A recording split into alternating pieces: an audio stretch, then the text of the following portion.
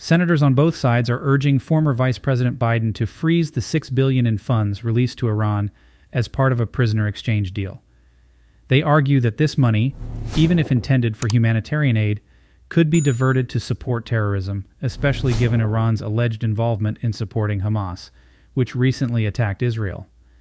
The Biden administration laughingly maintains that the funds will be closely monitored and used for humanitarian purposes, but the senators express concerns about the money's fungibility.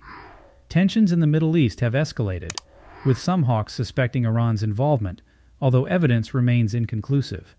National Security Advisor Jake Sullivan suggests that Iran's support for Hamas has contributed to the recent violence, even if direct culpability is challenging to prove. Some call for investigations, new sanctions, and even military action against Iran, while others are skeptical of the claims of Iran's involvement in the recent attacks. Aren't going to be released for nothing in exchange. Didn't they also get 5 Iranians? They will get 5 Iranians as well. Yeah, Jackie. Then why do we need to add $6 billion on top of that? This is the deal that we were able to strike. Biden's ransom payment will be immediately used to stoke violence, bloodshed, and mayhem throughout the Middle East, putting Israel, the United States, and the entire world in very grave peril. Joe Biden just lit a match to the Middle East. Israel has got to be on alert. The news that the deal is moving forward is drawing criticism from both sides of the aisle on Capitol Hill. The way to avoid having hostages taken by Iran is to be strong, firm, and resolute, and to not use carrots in the form of $6 billion, but to use sticks in the form of threats to things that Iran holds dear. $6 billion they want released, and they're going to shore, so they're going to use it for humanitarian aid.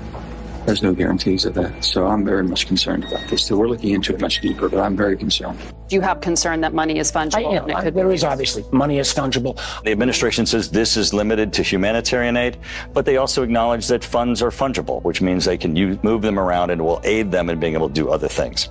So people are very concerned. It seems, very clear to the critics on both sides on the Hill that money is fungible. That's the criticism. Right.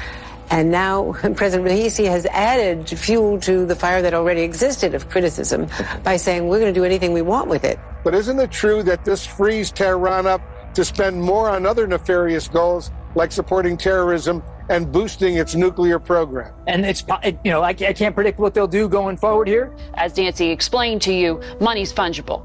Right. And so any financial relief can be used by the regime in another way. And that's why there is real controversy to this. It's fungible. You couple that with the president of Iran saying, I'm going to use the money however I want to. Where's that going to go? It's going to go into terror proxies. This will go into more terror operations where they try to kill Americans. They kill, Israelis. Money's fungible. This money is going to the Iran regime. It's a terrorist regime. It's the largest state sponsor of terrorism, and it's going to kill a lot of people, unfortunately. Money is fungible, right? And so the Iranians will be able to use other funds for their illicit activities. We know they support terrorist groups like Hezbollah and Hamas. Money is absolutely fungible. So just because they can't use those exact dollars for the purpose they've laid out doesn't mean that they can't change their budgets on other parts of their humanitarian aid so that they're able to redirect that to areas where they can't use that money. Money is by definition fungible. And the other thing is this is absolutely a ransom payment. Exiled son of Iran's last Shah calling history the best guide. We saw what happened to the money that was released to the Iranian regime under the Obama administration. It went to further finance the regime's proxies in Syria and Lebanon. Even though the administration claims these funds are limited to humanitarian transactions, we all know that transactions are difficult to monitor. Iran's president, on the other hand, understands that money is fungible. Tehran continues to funnel resources to terrorist proxies like Hezbollah in Lebanon and Hamas in Gaza that attack Israel. Money is fungible, so Iran may have known this money is coming and used other funds to help fund this attack that happened. Iran has unfortunately always used and focused its funds on supporting terrorism, on supporting groups like Hamas.